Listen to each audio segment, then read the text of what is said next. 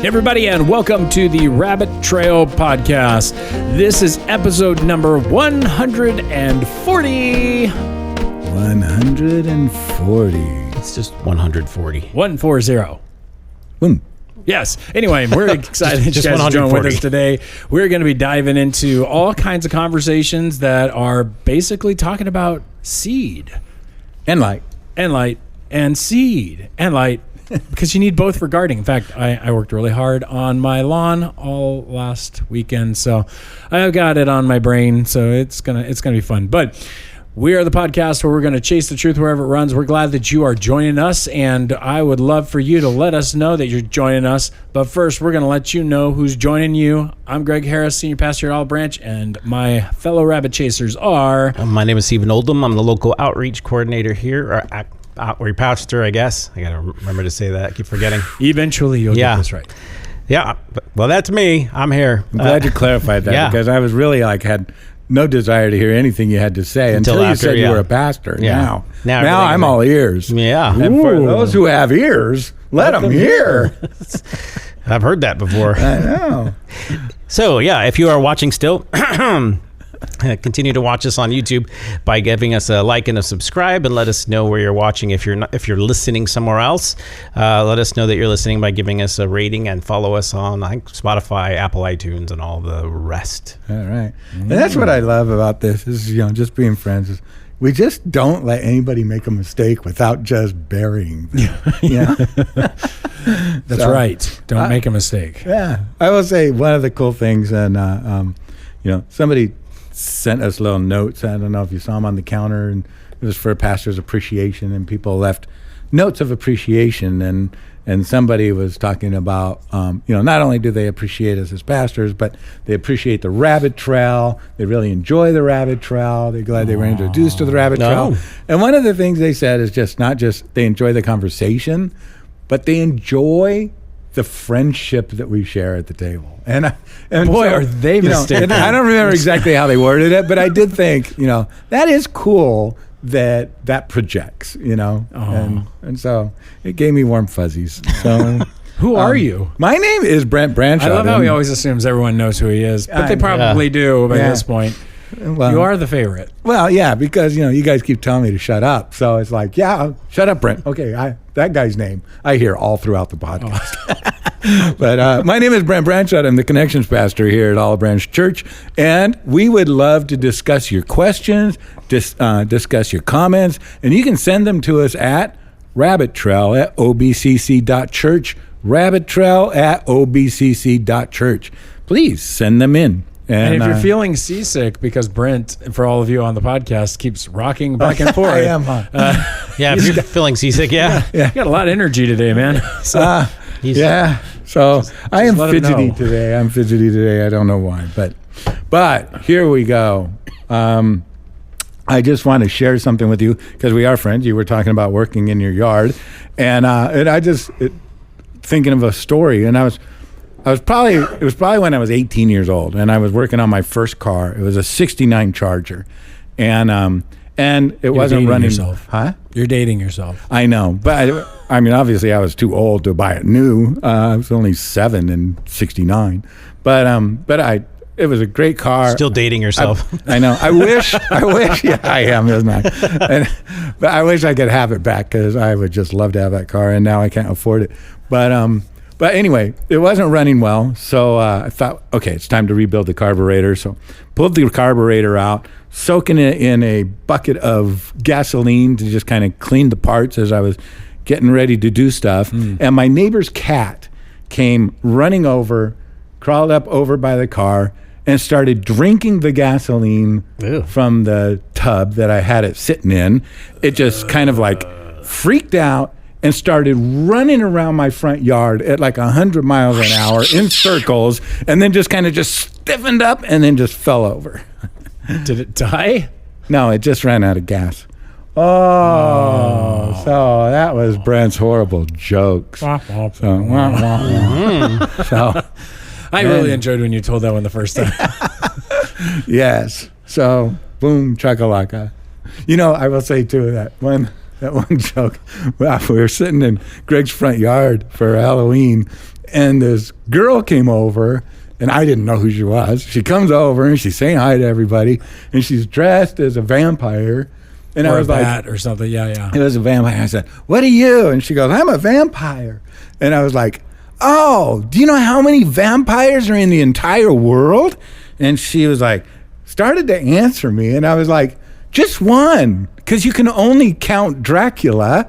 And we're all laughing. And I don't think that she got it at all. And and I think it made me uncomfortable that she felt uncomfortable, but I was just like, she did not get that I was joking around. That's a rare person, Brent. I can't really tell when you're being serious. And I did say that. You were there when I did that, right? No, I was inside at that one. Oh. That's the first time I just heard that. That's a good joke. That's a... Yeah, no. And it wasn't my joke. Debbie sent me that joke. She sent it after the Halloween episode. Okay. But we had a Halloween episode?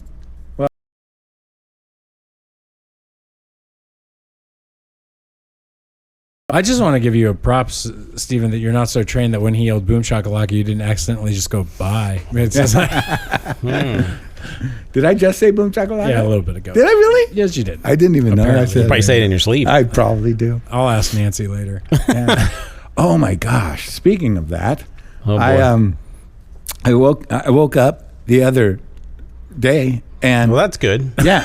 And You're still dating yourself, I told though. Nancy, I guess I was awake, and I just told Nancy. I said, last night while you were sleeping, you were yelling abusive language to me About most the of the night.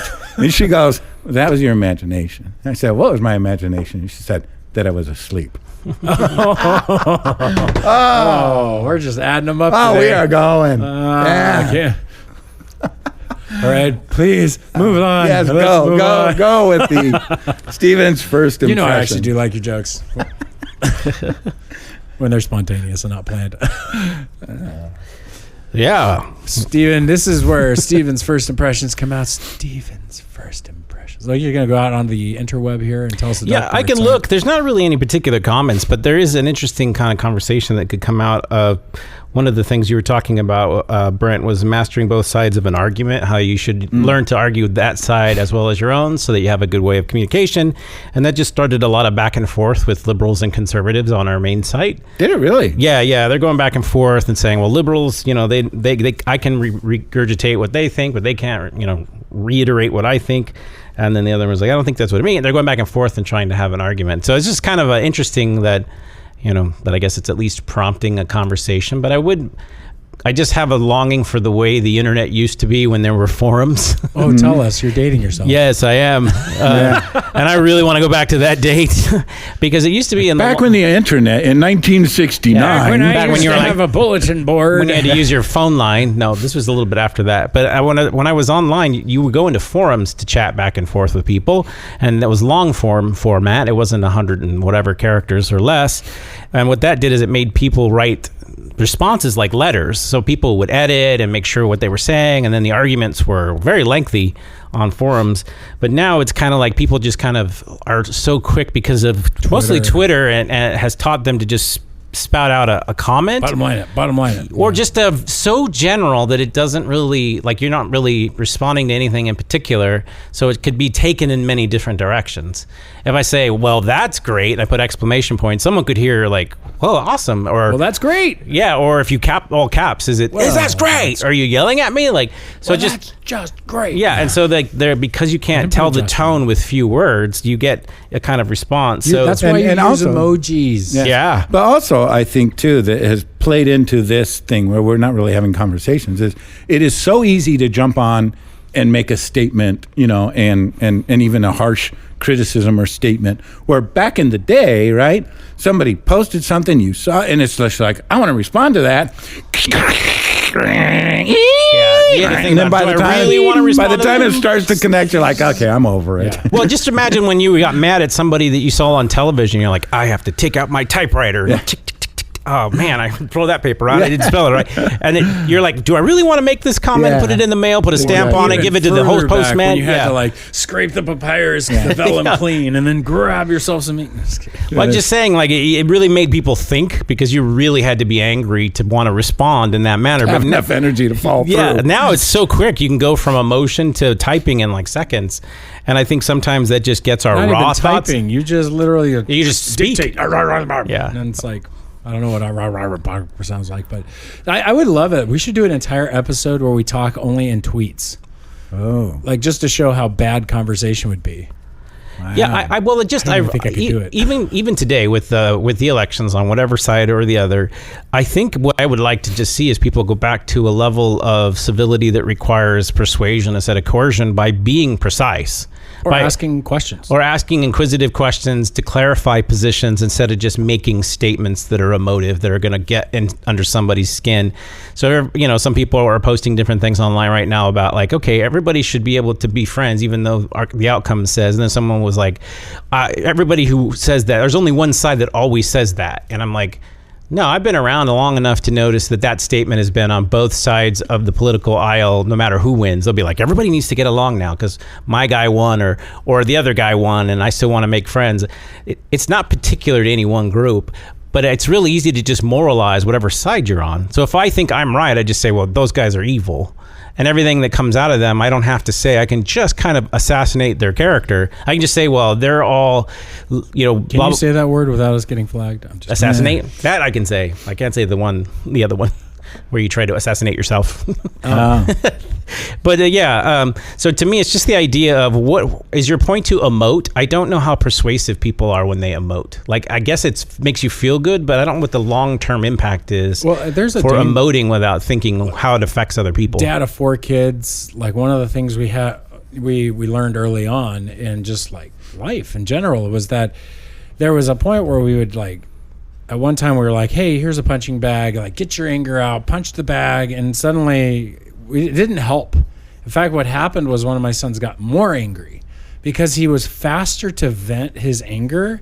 It was easier for that pathway to go through versus the biblical concept of where you're supposed to have self-control, where, yeah, you feel angry, but you control. Like, you've done plenty of fighting in the world of martial arts and stuff. And you know that when the guy gets emotional and loses control, you've actually won the battle, right? Yeah, I mean, there are two kinds of fighters. Some do fight; they're just highly aggressive and strong. That does fuel them, but typically they make a lot of mistakes. So the longer the match goes, the longer you can be calm, the more that person's gonna fizzle out. But yeah, and the idea is to remain calm and know what you're trying to do, so you don't get hurt, but you know the other person can make a mistake. You're more likely to make a mistake if you charge in anger. And every time I've seen someone get really mad quickly in a fight, they charge and get hurt. Because the only way to stop someone like that is to hurt them. So what we're doing with these kinds of immediate access emotion things is we're training ourselves to quick respond and not have self-control. And so you'll see just emotions right there. I've got to act on it right now. Yeah, and I think it starts to come out in your normal life too. If you're just somebody who is consistently emoting all the time online, it's going to come through in those ways. And I do think to another degree too, one thing that makes it so toxic, and one of the things that we always try to point out when we're doing marriage counseling or premarital counseling is, I really do believe relationally, in a marriage or whatever, we spend way more time, energy, and emotion trying to be understood than we do trying to understand. What'd you say? Yeah. So, I mean, we just want to spew out our position and then hopefully you understand me. I'm just hoping you get done so I can say what I want to say. Rather than just if you're pausing. Thinking about what you're going to say next when the other person's talking, that's a good sign you're not listening. Or you're just looking for an opportunity to slip in a joke. One of the two. Oh, God. Yeah. Okay. No, but I do think I'm curious about the psychology of it. I'm wondering what benefit do you get out of this in the long run? Because you're not winning anybody over that doesn't think like you. Right.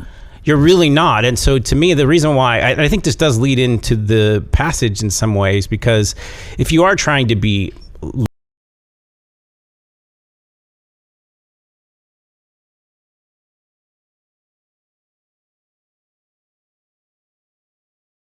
Jesus in the Bible just start making like statements unless he's been working with a person for a while. So to start the conversation without any questions, to clarify, what does this person really think like? Who are they in the short amount of time that I have? And what do I want to get out of this conversation? Because sometimes I just think it's just people feel... It's like a lot of guys, they want to use their creativity, they want to use their ingenuity, and they'll put it into video games, which I think can be productive. But then there's a point at which is you lose the ability to use that anywhere at work or anywhere else. And so all the creativity you have is saved up for the game. And then you get kind of addicted to the game, and then you never develop like college or other challenges that you have because of the way the video game works. And I'm not against video games, I like them, but it's just the idea that like, you have to actually think, what is the value benefit, not just what it makes me feel like when I do this. Because if you do that at your whole life, unless you're making money on playing video games, it can really be a distraction. And I'm wondering, like, what emotional value, this is a curious question. If you're one of those people who just likes to respond quickly to people online, do you feel like you're actually pushing the needle forward for your cause? Or are you just affirming what other people who already believe like you believe? Because I would really curiously like to know what people are thinking. So that's my thought anyway. All right. Well, that was Stephen's first impressions. And argue well, argue good, but argue with patience and kindness. Awesome.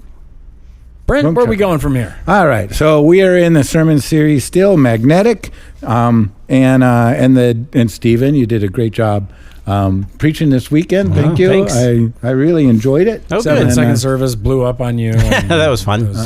I was able to preach off the notes, so that was good. And for those that weren't there and stuff, I will say you're in the middle of the sermon. You're going. And I loved your opening joke, by the way, too. I've heard that a couple times. It made me laugh. But anyway, you're in deep into the sermon. You're going, and then all of a sudden, all the lights in the building go out. And I was thinking, oh, poor Stephen, and I didn't realize that you had planned that. And that was part of your illustration. I thought that was very clever because you totally caught me off guard, and I just felt bad for you. Weren't paying attention, huh? Yeah.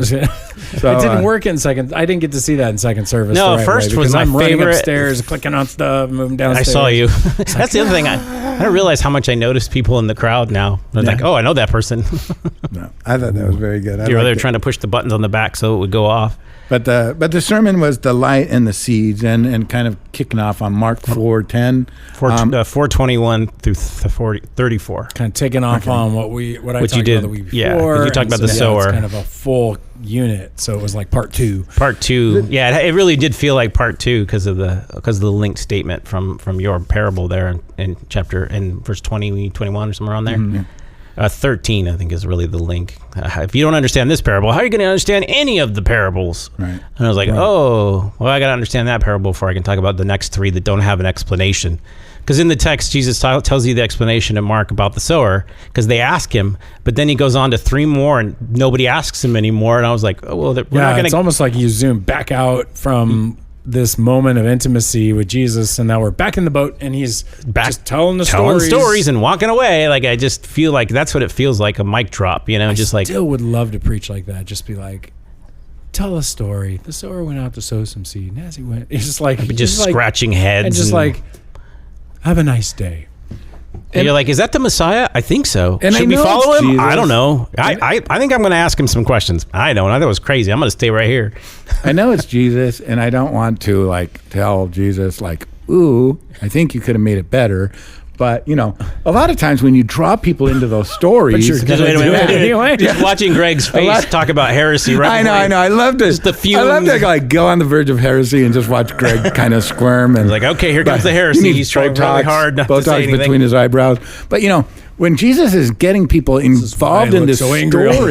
around you too. Involved in this story, if he finished off with just a punchline, no, he just ran out of gas. Sound like a comedian. Yeah. Did he die? Now I get it. That was great. But he was doing the circuits. He wasn't doing the comedy clubs. Yes, he did end with one. Those who have ears, let them hear. But I digress. It lands better in the original languages. But one of the things is in Mark 10, and I don't know if I touched on this last week at all or not, but I just thought I'd bring it up because I wrote in my notes. So Mark 10, through 12, it talks about, and when he was alone, those around him with the 12 asked him about the parables.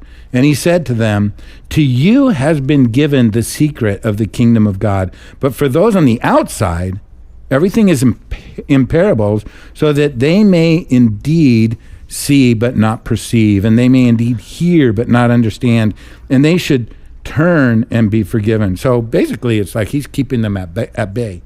But also, he explained it to those who leaned in, right? Well, he explained it to those who followed him, were willing to ask him the questions. Right. So again, it just struck me in the question. I don't know if I asked this last week or not, if we discussed it, but it's not for the outside. So when it comes to evangelizing, us evangelizing, should we really kind of try to refrain from just spelling everything out, and work harder at drawing curiosity? So last week you asked, should we chase people down? This week you're asking, should we spell everything out? Week. Huh? It's similar to last week. Yeah, it's very similar. So I just want to clarify. This is a different question. Good job. Because I don't know if you were confused so anyway, I think the answer to that is found in an important conversation Teresa and I had years ago when she was in her philosophy courses. I got this awesome wife who's got a philosophy major. Sweet. And so she basically in one of our apologetics class was talking. She's like, look, the one thing I think that's necessary is that you don't answer questions people aren't asking. That's a sign of curiosity, right? Is that people are asking it. I think oftentimes we want to there's this question I want you to answer. I want to answer for you because you're really going to wrestle with that. And it's like, if they're not wrestling with it, why are you answering the question? So we want to invite people to lean in. I mean, sometimes it may be you need to leave it somewhat vague and somewhat it's a mystery, evocative, right? Yeah, it's room for curiosity. It's up to them. See, a lot of people interpret this as God is forbidding them from hearing, but if you look at verse 33, it says, with such parables he spoke to the word to them as they were able to hear. He did not speak to them without a parable, but privately on his own disciples, explaining everything.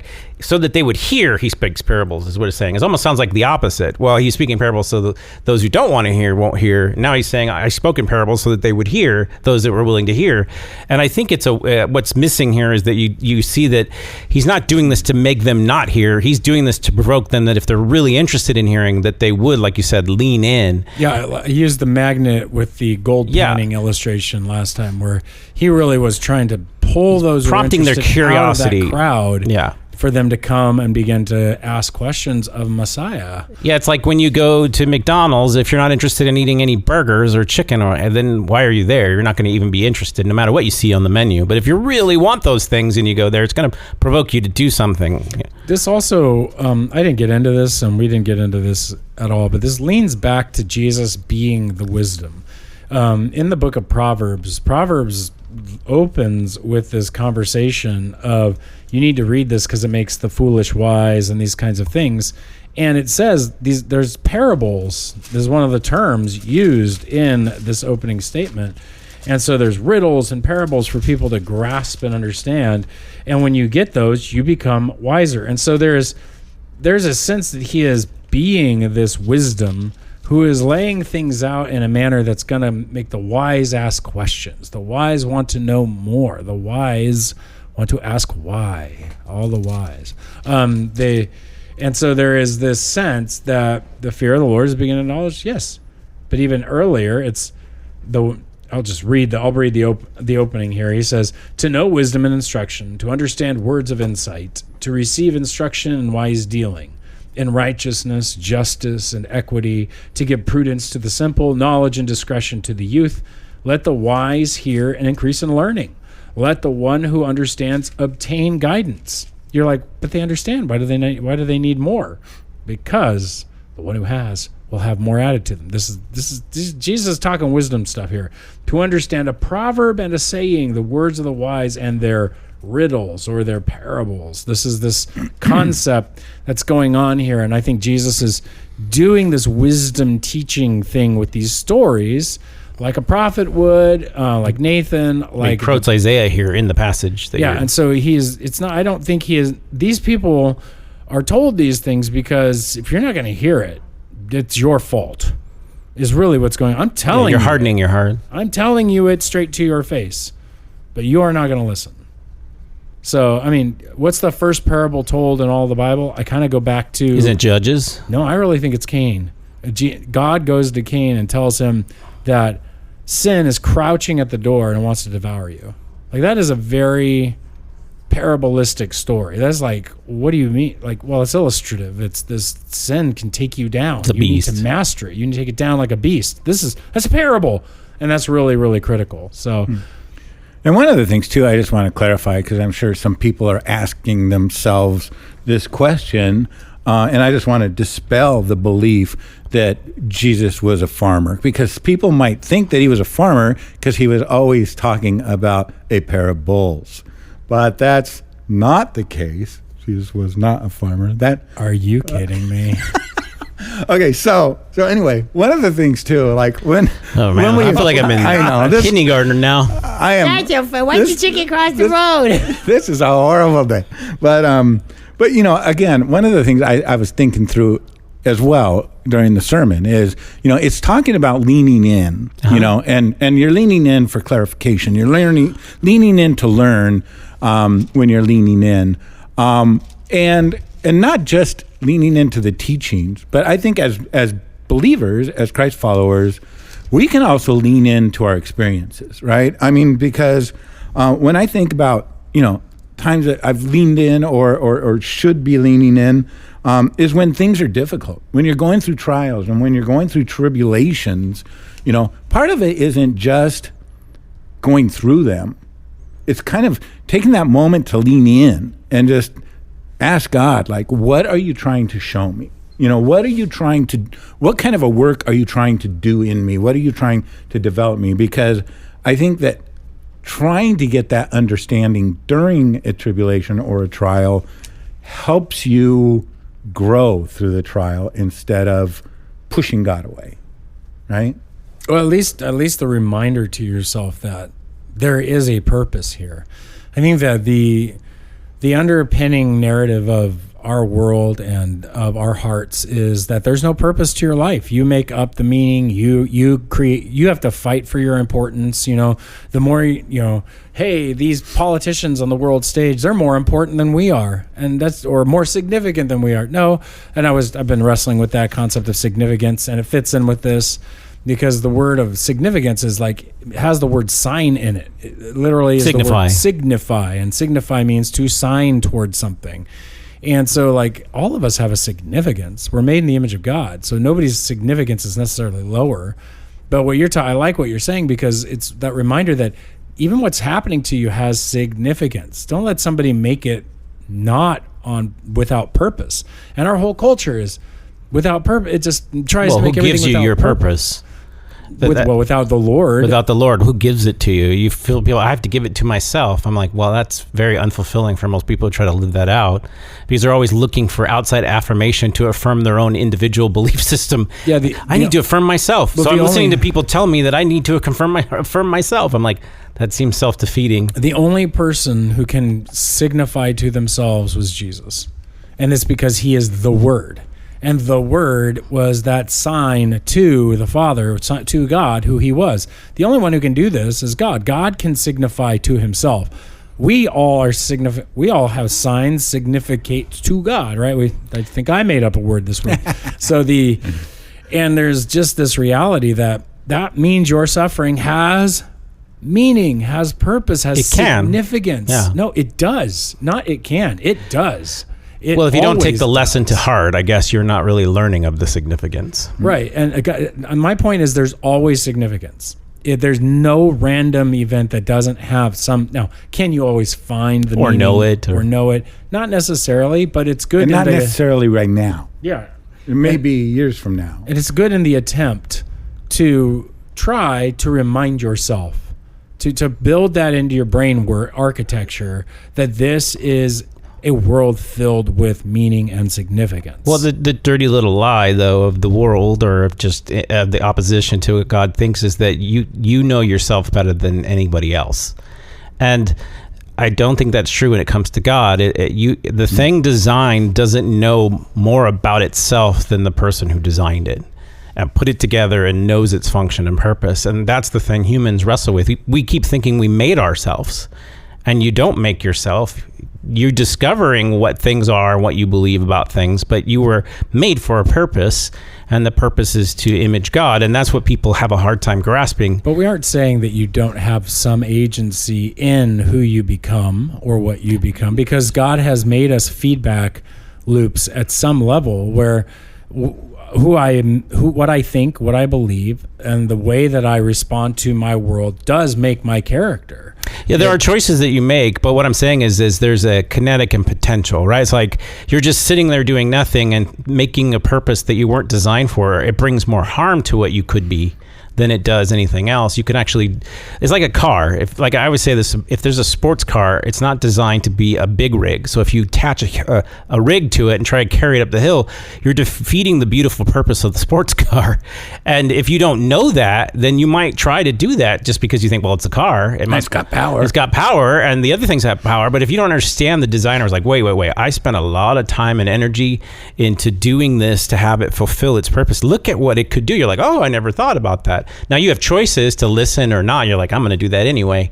And that's where I think the world is. The world is like, I will deny the reality of the creation and how God has made things and that there's any order in the world to make my own reality. And it just looks like someone putting a big rig on a Ferrari. Even another way of putting it is that we believe that if you believe that everything has significance, then everything is signing to something. Yeah, it's all pointing to something. But if you think you have to make up what the significance is, you get to make up what direction you go. And guess what? You're never going to go in the right direction then. You may guess once in a while, okay, and not realize that, oh, what I did is I actually just lined up with the real sign that exists in this world apart from me, that my sufferings may be happening to me, but the significance of them is not made up by me. I don't write the sign and put it up and go, that's what it means. Well, just look at this on a personal level. Where do you draw your most significance from? And I would say for Christians, it should be Christ, but for others, it would have to be relationships or roles or some kind of feedback from the community. Very seldom do I meet very few people, unless they're sociopathic, who think it's just them, that everybody's done but them and everyone needs to get on board, because even those people would want everyone on board to affirm that truth. And so to me, it's just, I see people saying, I don't need anyone to tell me who I am, but I keep telling everybody this. Why do you keep telling everybody that? You don't need to. So it's almost like you're trying to prove it to yourself that you are who you say you are, and everybody's got to accept that. And I'm like, I don't think they do, but okay. So like even more down to earth for me is like, okay, my life, there's been plenty of things I've dealt with when it comes to like significance issues. Like, for example, sometimes attendance goes up, attendance goes down. And like, I'm trying to figure out what's the significance, right? What on top of, am I significant? Yeah. And it's like, I've had to stop and wrestle and go, am I trying to draw the wrong sign? Right? I'm trying to draw the wrong sign. The number of people that come to the church doesn't point to how worthy or valuable I am, or how much, to be quite honest, how much I could stand up to those bullies when I was a kid and say, see, I'm important. You guys were wrong, which is really what I've drawn signs, a map, if you would, from these events that don't take me anywhere. I'm in a loop. I'm just coming right back to me, and that doesn't fulfill anything. What's the real significance of attendance going down? Oh my gosh. What's the sign? Maybe people are sick, and what we need to do is have people tell us they're sick so we can be praying for them on that Sunday since they're not here. Maybe they're at sports, and what we need to do is go like, hey, we want to pray for your sports team and give you some advice on how to care and make sure that you don't get disconnected from your church family because you're getting caught into the sport world. Or, you know what, you're on a family vacation, and we go like, oh, we just want to hear from you when you get back and see what if the significance was, do you care where the people went, or do you care about how many numbers are gone? Because one's about me, the other's about what God may be trying to say, right? So that, just a little application that I'm trying to flesh it out how I've wrestled with this question. But But I think just the wrestling with it in and of itself reminds me, like Brent, you were saying, that in our sufferings and our disappointments, whatever it is, there is a meaning with it, and that leads to something beyond. So. And one of the things too, in that, when we're going through trials and when we're going through tribulations and when we should be leaning in, trying to glean from God, one of the things I'm reminded of too is, God is a big boy. We don't need to defend his character. He can find out a lot about that this week. He can defend himself. He is good. He is loving. He is kind and gracious, right?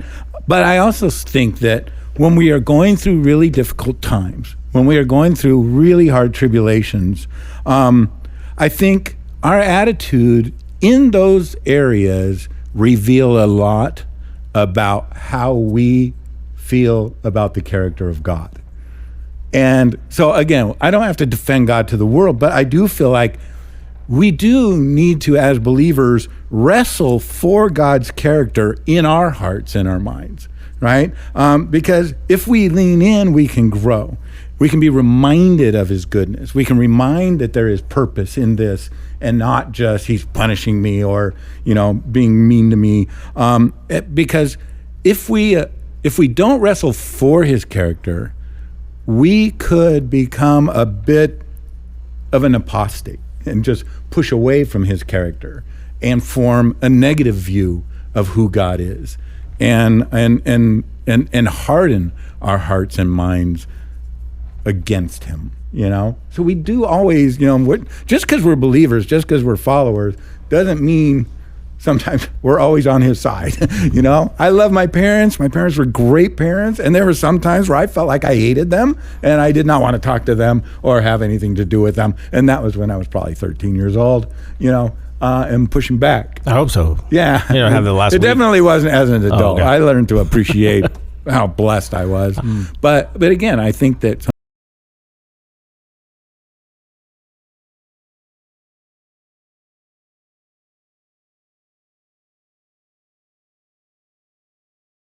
I don't know, we live in a culture that likes pragmatism and bottom lining, and I do think sometimes that when you bottom line things, it loses some of the mystery and the complexity that draws you in. Like if I say, what is the movie Star Wars about? Spaceships. Oh, okay. That doesn't really leave me any kind of interest in, do I want to watch this movie? It's kind of about space it's wizards. just space stuff, It's also about a guy that really didn't like his neighbors and ran around with some big furry dog. And I never saw him with a little bag picking up after him. I'm just going to say that. I think you're talking about Spaceballs. No, I was talking about Han Solo and Chewie. I'm a mock. Yeah, which reminds me of I'm my another own horrible best joke. You guys were talking at the same time. Anyways, but I do think this ties into my question I wanted to ask you about, like in the sermon. He talks about the light. Right? So this bottom lining concept that you're bringing up to me reminds me that it sounds a little bit like what Jesus is trying to say is like when the light comes, you let it fill the whole room. You don't like bottom line it and put it under like, oh, this is my light for me. I'm going to put it in, like, why would you cover it with a basket in the first place? Why would you not let it shine in the whole room? That's kind of Jesus' whole point. But you kind of took it in a direction of, like, let it shine through the whole of your life, the whole of yourself. What does it look like then to bushel it? What does it look like to cover it? Why do we bottom line? Why do we do these things? What does it look like? A part of it is, I think everybody wants to control information so they don't feel, I don't know if it's dumb or just like they can't have a handle on the situation. But oftentimes the problem with the light is it leads you to see things and challenge things you didn't really want to know was there in the first place. So hiding it makes me not have to worry about running into the couch until I do. Maybe I won't hit it. And so you just kind of like, where you're just comfortable with what you see. You don't want to really move forward or go anywhere to see anything else, to let it illuminate your life. The house is the one that makes me think more about yourself as a person, because the light comes in to dwell in you, and you're a temple, and in the house it's kind of like where you dwell. And there are times where I feel like you don't want God to know things about what you're doing and saying. You kind of would like to hide that from him, even though he knows. And I think it is just in my own personal experiences, I've tried to quickly come faster to the Lord when I've sinned or fallen short, because I feel like I don't want to make a bigger gap between the darkness and me, because I don't want to get stuck there, and I don't want to make the habit of not confessing quickly, because he's already knows, and he's still rooting for me, and he's still available to me. And so what I found is, like, when I'm in a dark situation I put myself in, I want to quickly go to the light, and it's painful and it's harsh, and it's just, you see ugly things about yourself. And I think God's like, yeah, I've seen those things. You don't want to see those things. And I want to get them out and clean them up and ultimately make you whole. And I think that's why I think people kind of still feel like they have to hold back the light. I don't know if I'm answering your question, but like, okay, so how honest do you need to be? Like, do you just kind of semi-acknowledge it, or do you think it's really like God's like challenging, like, spill it out, like lay it out, like don't just talk about what you did, talk about why you did it. You know, like I think of situations in my life where like I got really angry at like an elders meeting or something, and it's like, well, I don't feel like I was being gracious, I don't feel like I was being kind or whatever. And now I've got to dig back and go like, God, not only that, I'm like really actually angry at this person, and you know, I don't like them, and I think they're trying to stop me from doing what I want to do and what I think you want to do. And why aren't you more angry at that? Like, is that to me is like actually exposing the light. Sure. Not just confession. Oh God, I'm sorry, I got mad. Yeah, confession isn't repentance. I guess that's the dirty little secret. A lot of people feel like if you just confess with your mouth, that somehow that means that you've changed your heart. And it really means that you've not just confessed, but you've cleaned. Like, you've cleaned up the mess that's there in the dark. And that's the hard work. And the hard work is, I'm not just going to leave the obstacles in the room. I'm going to clean the room in the way it's supposed to be. And to have someone that's right there helping you, I don't know. Sometimes I like to put God as the enemy. He's like, see, look at your room. It's a mess. Look at this. Like he's rubbing your nose in it like a dog or something. And that's not the picture I get. I get the picture of, I'm trying to help you not harm yourself and live life more fully in the light. And so I think of him as more as a coach. Someone is saying like, no, you got to challenge this head on. You can do this. You're going to fall short. I see that you're going to fall short, but I'm not against you. I like to tell people, young people, like, you know, you come to Christ, one of the big things you need to realize is God's not a cop. He's your coach. Mm-hmm. Like, what's the difference between a cop? When a cop finds you've done something wrong, he gives you a ticket, he puts you in jail. What happens when a coach sees something wrong? He says, okay, that was wrong. Here's how we correct it. Here's how we grow. Here's how we develop. It's not like, shouldn't you punish me? No. I want to coach you. Now, God has to be the cop to bring us to grace. Well, sometimes coaches punish. Yeah, and coaches, but for your benefit, willful, because he wants you to grow. So you Brent, guys, what's your thoughts? Well, you guys were talking about the light. So the light is there to illuminate the room, and it's also to show the mess, right? And you were talking about confession is not just saying, "Oh, this was wrong," but cleaning up that mess. Yeah, it's turning in a direction. If the light has illuminated the room and it has exposed the mess, and you're thinking, that mess is too hard to clean up, I'm going to just throw a rug over it. Yeah. Okay. Then you don't see the mess, and the light's still shining in the room. Not underneath the bed. You put it under the mat. You're still walking around in the dark. No, it is an interesting metaphor, though. So shortcuts aren't the way to go. Yeah, I just like. I don't know. Have you ever put something over a light and then it started it on fire? Like I know people that used to put like, you know, to make the room look eerie, they'd put like a scarf over the room to make it red. There's a couple times fires have started in the room and stuff like that. I was like, that's just basically was like, well, I don't think it was designed to do that. Light's supposed to be able to show, but just the absurdity of wanting to bring light into a room and then hide it. It's like, why'd you even bother in the first place to turn it on? Like, and I think in the ancient world, you don't get that danger, which is what I really liked about it was not even that long ago. I was listening to like some podcast about like where all the jack-o'-lantern rumors come from and just like all of the people. And it was basically a guy who was walking along a path and saw a scary person on the path or whatever. And it's just like all of the ancient stories that are like only a couple hundred years ago, like Deathly Hollows, is somebody on a path outside because it was creepy. The creepiest thing is walking home at night with very little light. Oh no! Even creepier is I've done enough backpacking experiences. Yeah, there's just wake no up light in the middle of the night and you got to go to the bathroom. And yeah, there's bears. And you unzip. There's two thoughts you have at the same time. Bears and coyotes. I don't want to get out of this. The mountain lions. I don't want to get out of this warm sleeping bag. But I don't want it to be warm for the wrong reasons. Yes. So then, so you get out, and then you're like, okay, I'm cold, and then you're fumbling around. You're trying not to wake up whoever's in your tent with you, looking for what? Your flashlight. Then the most frightening moment to me, this is what's weird, is I climb out and your eyes are starting to adjust. And because you've just had your flashlight on to find the zipper in the thing, and you're trying not to wake people up, and finally you get out and you climb out and you've got your light off and you're like, you can't see anything. And you're like, first you're listening for everything. Like, you hear owls in the distance. You look up at the stars and you're blown away. Yeah.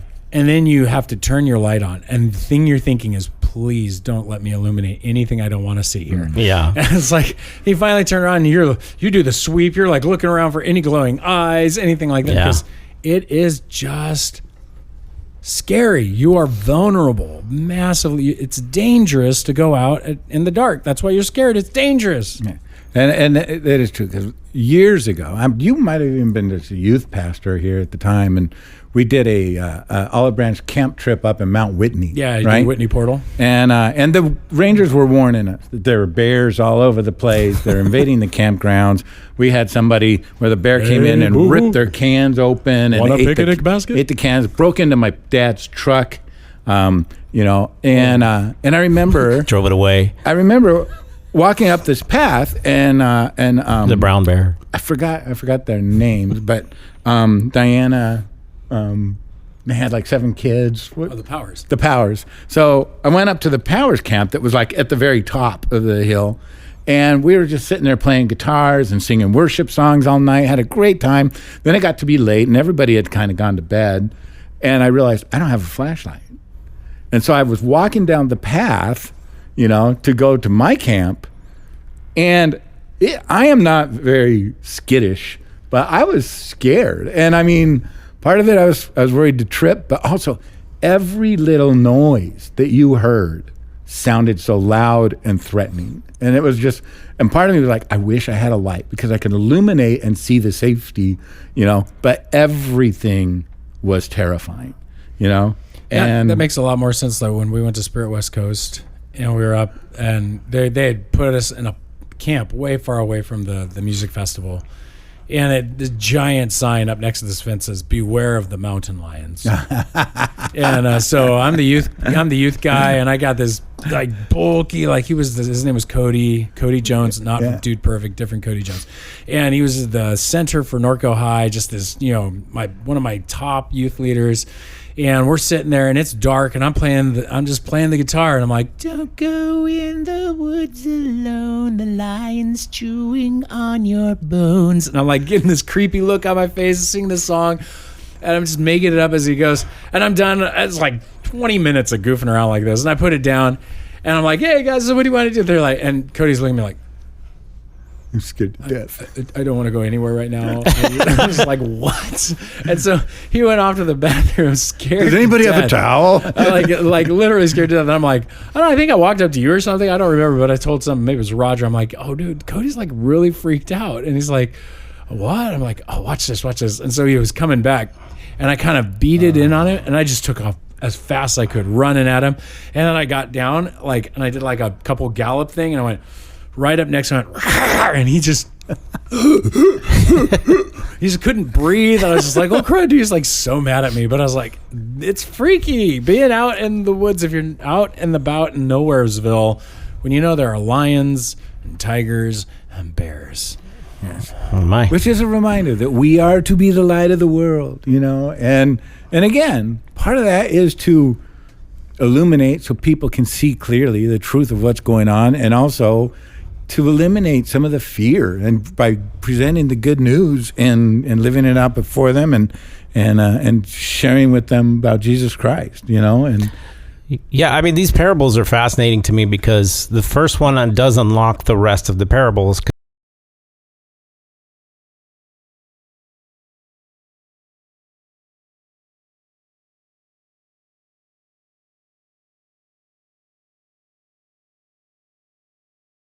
Probably need to think a little bit more about. I do like when we ask questions or answer questions. Oh, I'm curious. You're a Christian. Why do you think this? And you're like, oh, that's a good question. What they're asking you are information about the kingdom of God.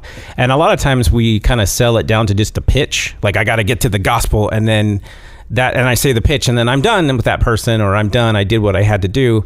And oftentimes I think, just like Jesus is here, he's not telling you every single thing about the kingdom of God in one sermon.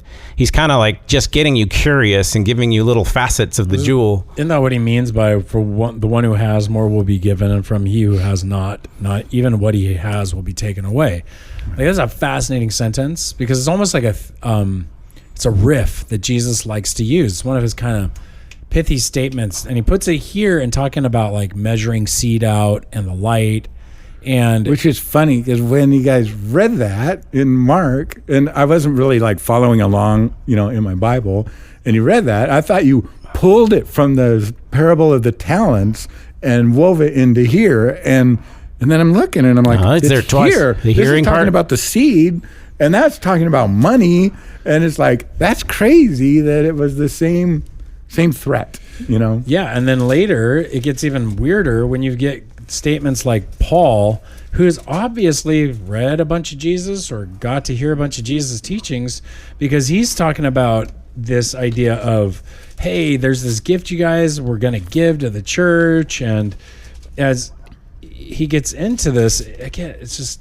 So we're talking about the seeds, right? You're talking about the seed motif here in the old in the Bible. That and the idea that, like, when Paul gets into the gift here, I think I'm trying to find it. You're talking about what people give to other people, or what Jesus is giving to them. He's got this Jerusalem gift that's supposed to be given out, and is in this generosity. And so he says, we want to know, brothers, the grace of God has been given among you, the church of Macedonia. So he starts talking about how the Macedonians have given all this stuff out. And then he gets into this strange idea that I don't mean that others should be eased by your burden, but that as a matter of fairness, your abundance at the present time should supply their need. And he goes on, whoever has gathered much has nothing left over, and who has gathered little has no lack, talking about the manna. Thanks be to God who talks about Titus. Then he dives in, whoever sows sparingly, this is chapter 9 now, he's like, whoever sows sparingly reaps sparingly. Whoever sows bountifully will reap bountifully. Now this is Jesus stuff. Each one must give as he's decided as an art, not reluctantly or under compulsion. God loves a cheerful giver and is able to make the grace abound to you.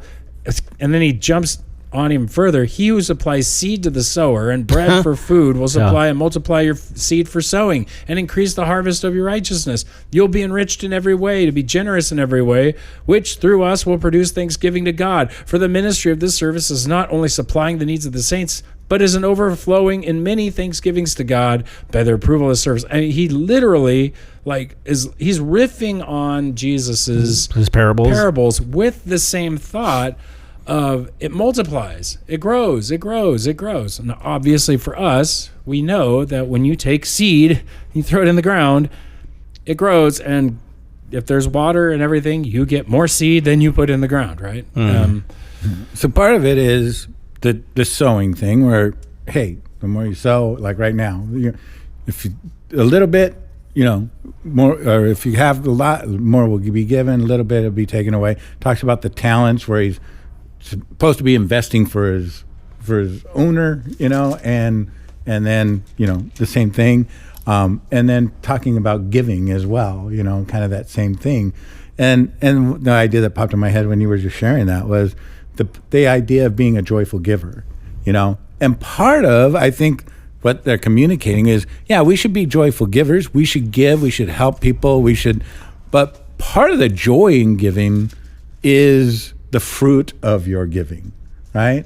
I mean, some of the parables it talks about is the pearl of great price in the field. So you joyfully sell everything you have and invest in that field because that pearl is there or that great treasure is there. And so part of it is looking forward to your reward that helps you to be joyful in giving everything away.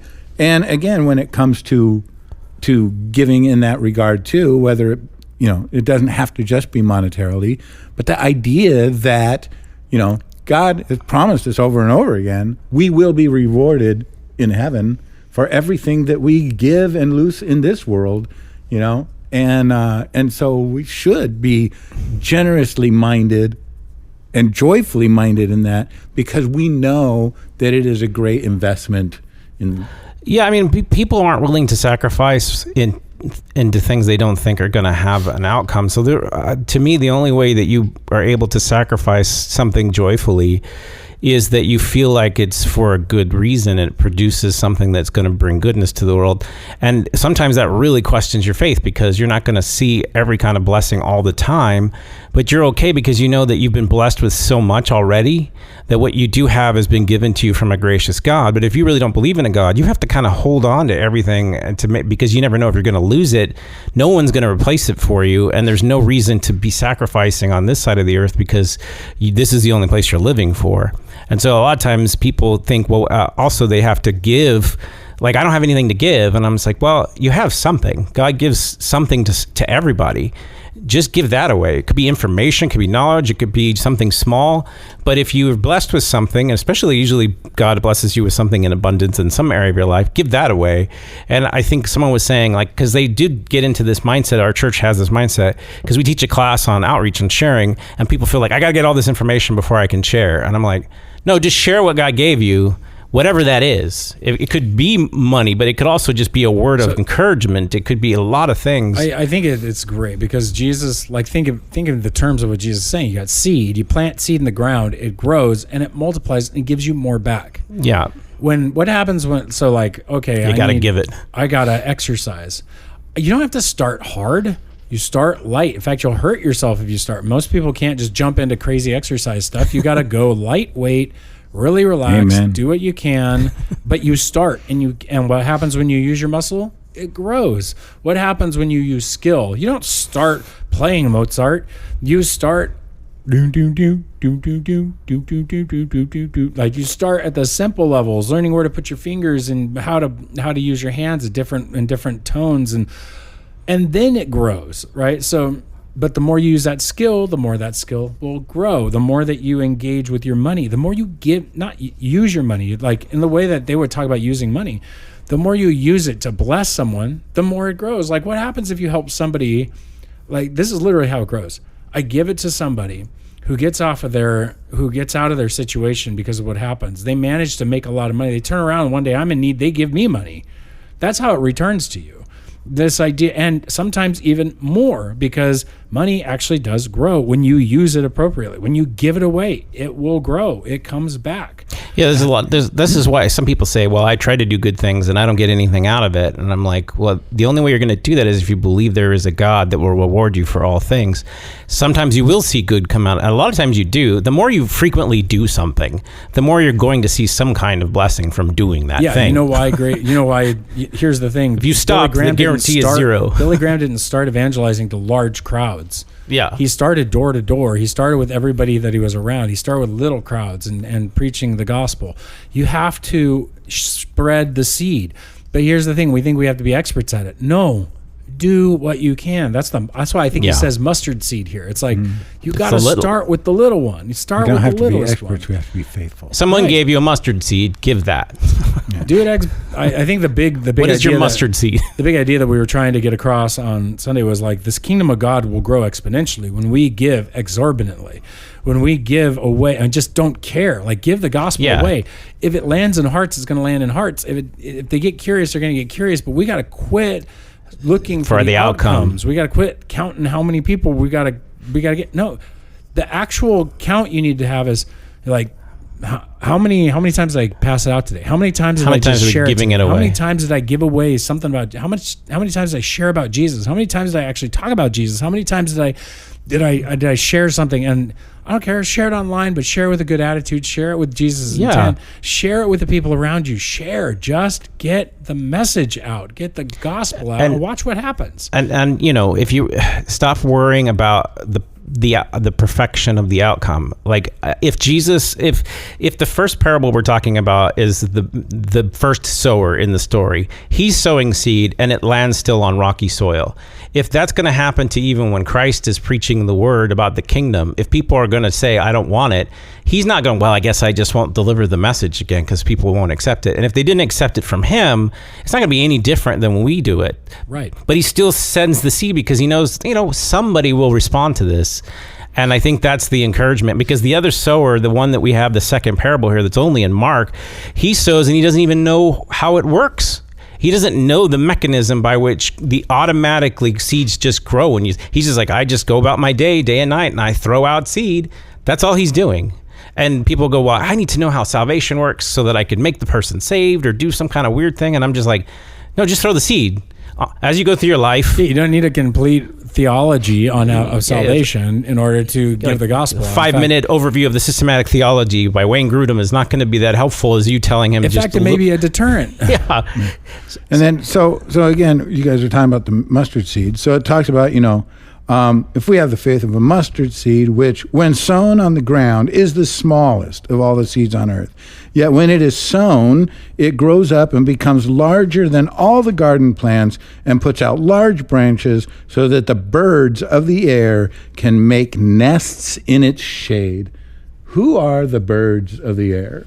Well, that's the big debate, right? In the commentaries as I was reading, everybody put all this stuff into the birds. I made him ask you that question. Yeah, I'm sure. I want you to just roll your eyes a few times. Yeah, I mean, there's huge volumes about the birds. Woody the birds are the demons because they were the devil in the first and the sower. And so, okay. That was pigeon. Well, that's Greg's pigeons. Mine are seagulls. Seagulls are worse. Seagulls. Yeah. Tweet, tweet. We all know that Twitter had to be renamed because birds are the devil. In fact, when I went to Corona High, that's what they were known for, the seagulls. Oh gosh, that was frightening. Yeah, they were just like Actually, there was the pooping rain poop as you walked underneath. It was the funniest thing when you were a senior. By the time you were a junior or senior, you'd sit, if you were on campus at all, you'd sit under the awnings and just laugh at the freshmen who were sitting out there because they didn't know the seagulls were coming. And they'd just show up one day and they're like, oh, seagulls. And they'd all be out there eating, and everybody who knew what was going on sitting under the awning waiting. Because the new person get pooped on. Take off. And girls would be screaming because you're getting pooped on. That's the only thing I remember. I was only there for part of a semester, and I remember the seagulls. So to me, the seagulls are what kind of birds are in the tree. Alyssa, my oldest daughter, she has a phobia of birds. Oh, really? She does not like birds. Has she seen the movie? She's afraid of birds. She's never seen the movie Birds. It's still a good movie. But I do think that when she was little, we went on a trip and we went to San Francisco. We were on the famous Pier 39 or whatever, and we were eating bread and, clam chowder. And this eagle came, and she had a plate of fries, and came and hit her in the head, landed on the table, ate some fries, and took off. And she was so scared. And to this day, when birds fly over, she's afraid of being pooped on, but she's also just wigged out with Wouldn't birds. be a rabbit trail if we didn't talk about poop. So but literally, there's some people they think the birds are the demonic birds from the first parable. Some people will say actually no, this references back to the book of Ezekiel, and these are the nations that have come and sat from the nations sitting in the tree of the kingdom now. And so because they're mentioned birds there, and it's a different kingdom, and other people are benefiting from that kingdom. But where do they think that it's the demons or whatever? Is it devil? Because they are resting under the shade, so they're hiding from the light? One guy preached a whole sermon that I listened to. It was basically just commenting on how they're in the church, that these people that work for the devil are kind of agents within the church. And I was like, wow, that's a bit elaborate from the text. But I do think especially since Jesus is seeming to say it's a positive thing. That it seems like a positive thing that they're even the birds are able to find peace there. But to me, I think this is true. How I made it, I don't know what sermon service I said it in, but I threw out the idea that if these birds are just not representing the kingdom of God, they're representing some other kingdom, then I think that's true. I think that the church itself in its full bloom benefits even people who aren't believers. It gives shade. It gives shade, and they are able to have productive portions of their life. Now, it's not going to be as productive as if they were part of the branch, and ultimately it's kind of futile, but it does benefit people. And more people are saying, are not even Christian, they're like, I don't like Christianity, but I don't want to be a Christian, but I like Christianity. And you're like, why are people keep saying that? Because they're resting in the shade. You're resting in the shade. An example of what's going on is these people they like the value, they like the worldview, and I would say they like the peace that the life brings, right? Yeah, I mean, really, if you're living, a Christian life to some degree, following the 10 Commandments, you're treating other people like you want to be treated, people with respect, you're not breaking the laws, you're not looking over your shoulder, and there are blessings in. It's part of common grace that comes from the kingdom. Right. common grace is given to all of us, but then there's a special grace that's given to the church, and then this church produces an extra common grace that is bestowed, but Where the rain falls on the just and the unjust. Well, actually, it's not even a common grace because you have to be in It's a locational proximity grace. to the full blown kingdom living To the it seed, out, yeah. so that you get benefits of it. And that's the kingdom is not there to kill the birds. It's there to shade that they can have nests, they can have peace, they can have families. There's this kingdom sense of that it's so large and so grand that people aren't trying to chop it down. They're able to live within it and live. Well, so, I don't know if it was you that said this, but you can trace this idea of a seed going all the way back to the Garden of Eden. But really, where it comes into prominence is when Abraham's family is considered the seed that which the line of Jesse will come out of, and the whole prophecy of the Messiah. And because Lot is just with him, he reaps a benefit. As soon as he goes away, he ends up in Sodom and Gomorrah, right? So that's how I see the world, where the church is doing what the church is supposed to be doing, just like when Abraham was doing what God wanted him to do, and reflecting the future of the coming of the Lord, especially Christ for us, the second coming.